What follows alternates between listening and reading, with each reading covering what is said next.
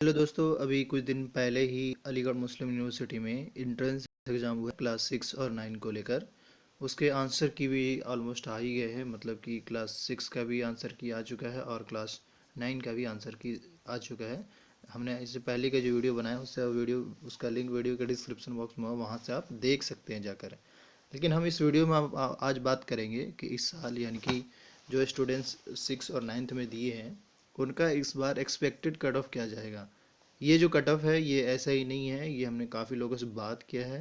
दूसरा हमने रिसर्च करने की कोशिश की, जानने की कोशिश करी है, क्योंकि पिछले साल की कंपैरिजन के हिसाब से इस बार का जो कट ऑफ है ऑलमोस्ट मैक्सिमम कोर्सेज में डाउन जा रहा है।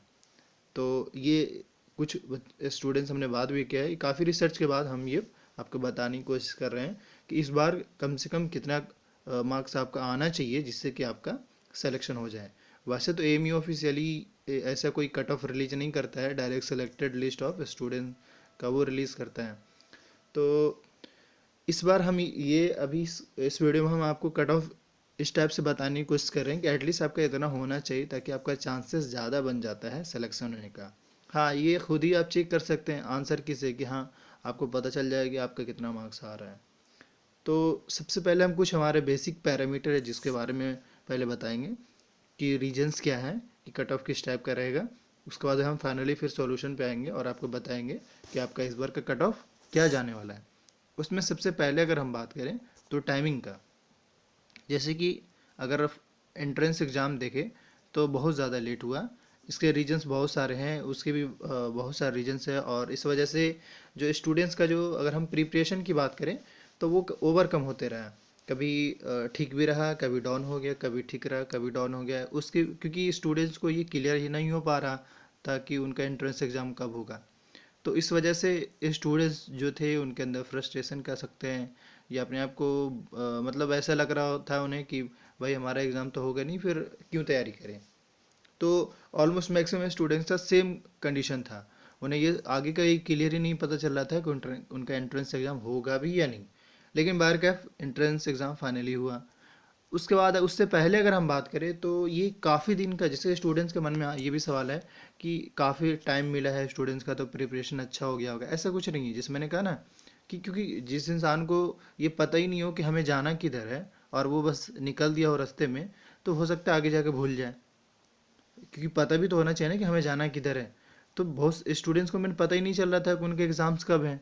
तो जब एग्ज़ाम से ही नहीं पता चलेंगे तो उनको कैसे अच्छे से प्रिपरेशन हो पाएगा। तो ये मानकर चलिए कि जो प्रिपरेशन सारे स्टूडेंट्स का ऑन एन एवरेज हुआ है, ऐसा नहीं किसी का बिल्कुल ही एकदम एक्स्ट्रॉर्डिनरी।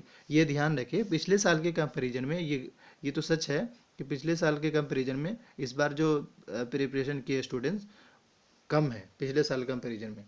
एक बात और हम बता दें, अगर हम क्वेश्चन की बात कर ले, क्वेश्चन इस बार की बात करें तो क्वेश्चन ठीक था, ऐसी बात नहीं है, ऑन एन एवरेज से बेहतर ही था।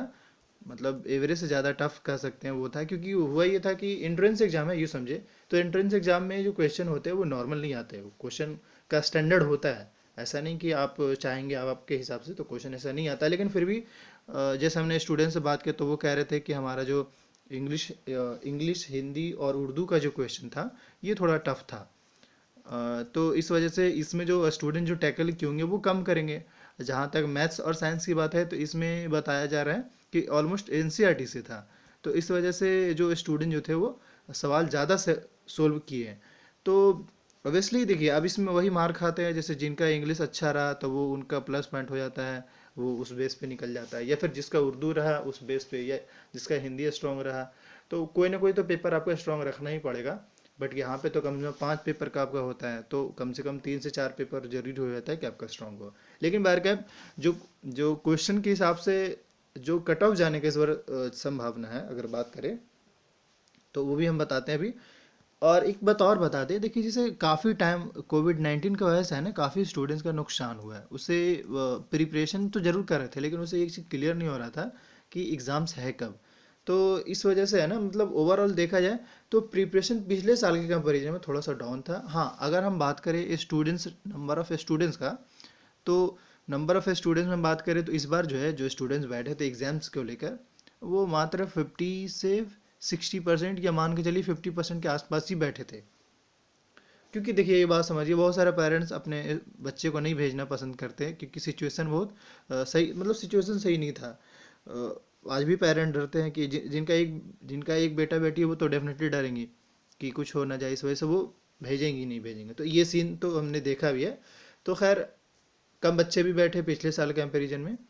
लेकिन अब हम आपको फाइनली सॉल्यूशन पे आ रहे हैं कि इस बार कट ऑफ क्या जाने वाला है। और ये मान कर चलिए, इतना अगर आपका मार्क्स आता है तो चांसेस ज़्यादा है, हम ये नहीं कह रहे कि आपका हो ही जाएगा, बट चांसेस ज़्यादा बन जाता है कि आपका हो जाए।